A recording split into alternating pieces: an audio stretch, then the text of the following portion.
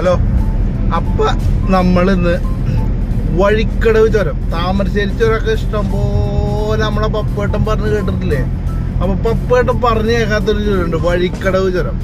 അതായത് നമുക്ക് മൈസൂര് ബാംഗ്ലൂർക്കൊക്കെ ബന്ധപ്പെടുന്ന ഒരു റോഡാണിത്. കൂടല്ലൂര്. അപ്പൊ നമ്മിപ്പോ നിലമ്പൂരിൽ നിന്ന് നേരെ വഴിക്കടവ് വന്ന് വഴിക്കടവിൽ നിന്ന് നേരെ ചുരം കയറാൻ പോണ്.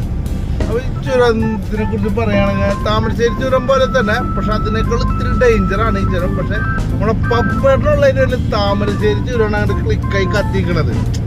അത് പപ്പേട്ടൻ്റെ ഒരു കഴിവ്. ഏത് നമ്മുടെ ചുരം താമരശ്ശേരി ചുരം. അപ്പൊ പപ്പേട്ടൻ ക്ലിക്കാക്കിയൊരു സാധനമാണ് താമരശ്ശേരി ചുരം.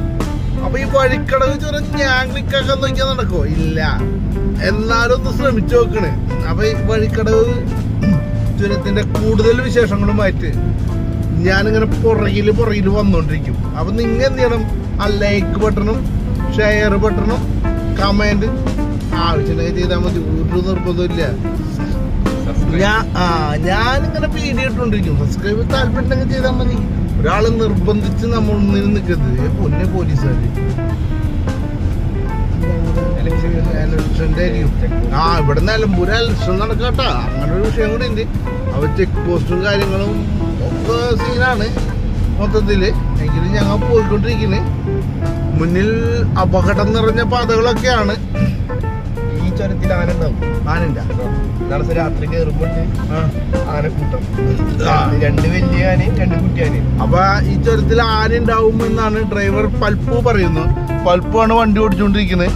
അപ്പൊ പൽപ്പിനെ കുറിച്ച് പറയുകയാണെങ്കിൽ ഒരുപാട് പറയാനുണ്ട്. അപ്പൊ ആദ്യം പറയുന്ന വിണ്ട ചുണ്ടിൽ തിളങ്ങി നിൽക്കും നീണ്ട കാജാബീഡികൾ, ചെക്കൻ ചാമളൻ കോമളൻ, അങ്ങനെ ഒരുപാട് വർണ്ണിക്കാനുണ്ട് അവനെ കുറിച്ച്. അപ്പൊ അതിനെ കുറിച്ച് കൂടുതൽ ഞാൻ വർണ്ണിക്കുന്നില്ല. അദ്ദേഹം സംസാരിക്കുന്ന ഭാഷ ഏതാണെന്ന് ചോദിച്ചു കഴിഞ്ഞാൽ ആദിവാസി സമൂഹത്തിൽ നിന്ന് വന്നതിന്റെ പേരിൽ എന്താ പറയാ,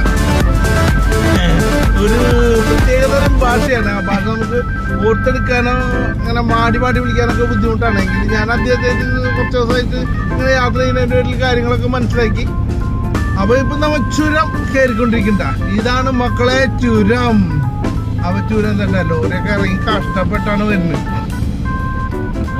അപ്പൊ ഇങ്ങനെയുള്ള ലോറിയൊക്കെ വരുമ്പോ നമ്മ എന്ത് ചെയ്യാ, ഒന്ന് സൈഡ് ഒതുക്കി കൊടുക്കുക. അവര് പൊക്കോട്ടെ.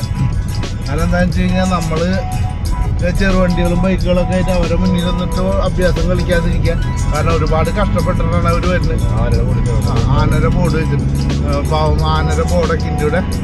അപ്പൊ നമ്മൾ ഈ ചുരത്തിനെ കുറിച്ച് ഒറ്റ വീഡിയോയിൽ അവസാനിപ്പിക്കാൻ പറ്റില്ല.